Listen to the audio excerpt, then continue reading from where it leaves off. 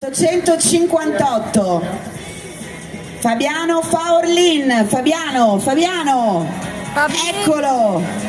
eccolo. Cioè, Fabiano, hai macinato 80 giri?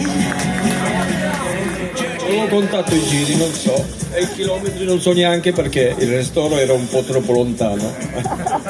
Sono tanti anche i chilometri perché sono 153.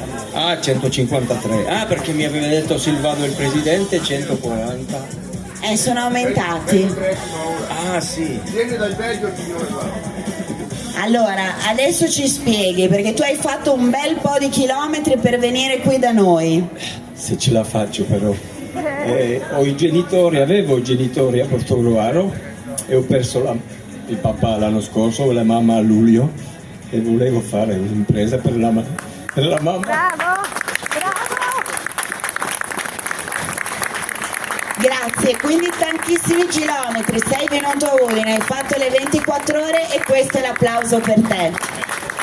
E adesso il sindaco di Udine ti premia per essere arrivato qui. Viene dal Belgio, l'abbiamo detto Valerio, viene dal Belgio, ne ha fatti di chilometri per essere qui. Grazie. Fabiano, grazie mille. Il prossimo anno se hai piacere di ritornare, noi ti aspettiamo a braccia aperte. Presidente, lo riportiamo? Devo venire a visitare Udine perché è la prima volta che vengo. Allora, il prossimo anno si può correre anche un po' meno e fare un giro della città nel frattempo, va bene anche non fare le 24 ore. Ah, a luglio quando ho le ferie. Con il caldo, no, meglio, mi sembra giusto. Grazie allora, buon rientro, grazie davvero.